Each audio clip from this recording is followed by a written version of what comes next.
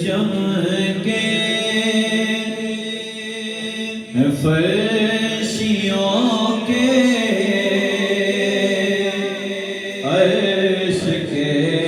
چاند آ رہے ہیں نصیب چمکے فرشیوں کے عرش کے چاند آ رہے ہیں جلک سے جن کی فلک ہے روشن وہ شمس تشریف لا رہے ہیں نثار تیری چہر نثار تیری چہر پہر پہ ہزاروں عید ربیع الاول سوائے ابلیس کے جہاں میں سبھی تو خوشیاں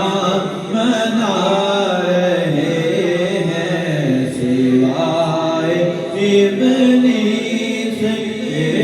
جہاں میں سبھی تو خوشیاں منا رہے ہیں۔ ایک قاعدہ بیان فرمایا کہ انسان دنیا میں جس کا کھاتا ہے گیت بھی اسی کے گاتا ہے، تو ہم تو حضور کا صدقہ کھاتے ہیں تو ہم حضور کے گیت کیوں نہ گائیں؟ آپ فرماتے ہیں زمانے پر کا یہ قاعدہ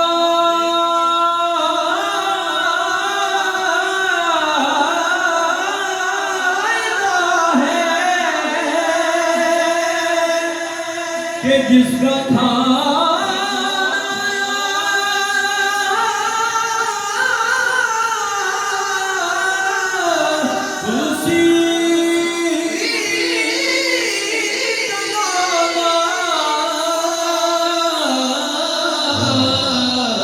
زمانے پر کا یہ قاعدہ ہے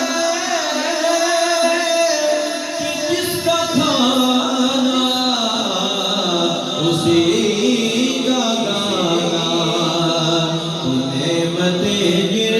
کی کھا رہے ہیں تو نعمت گر کی کھا رہے ہم گیت گا رہے ہیں تو نعمت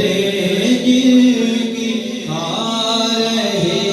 ہیں انہیں کے ہم گیت گا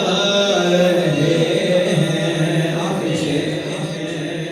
شعر یہ ہم حضور کے میلاد پہ خرچ کرتے ہیں، اس کو یہ نہ سمجھے کہ اس کا فائدہ نہیں ہے۔ اور کافر ابو لہب جیسا شخص اللہ کے رشتے میں حضور کا چچا ہے لیکن ہے کافر، اور اس نے نبی سمجھ کے اپنی صہیبہ لونڈی کو آزاد نہیں کیا بلکہ اس نے اپنے گھر میں بھتیجا سمجھ کے اس صہیبہ لونڈی کو آزاد کیا، تو اللہ نے تو اس کے اس احسان کا بدلہ جو ہے وہ اتارا، اور ابھی تک اتر رہا ہے کہ ہر پیر کے دن اللہ تعالیٰ اس کے عذاب کے اندر تخفیف پیدا فرما دیتا ہے۔ تو اگر مسلمان حضور کے میلاد پہ خرچ کرے تو اس کو فائدہ کیوں نہیں ہو سکتا؟ مفتی صاحب رحمہ فرماتے ہیں شب ولادت میں سب مسلمان نہ کیوں کرے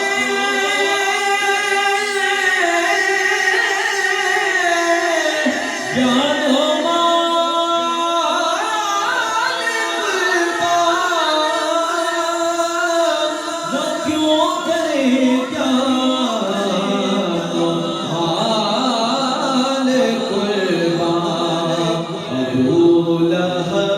جیسے ست کافر خوشی میں جب فیض پا رہے ہیں، ابو لہب جیسے ست کافر خوشی میں جب فیض پا رہے ہیں، نصیب چمن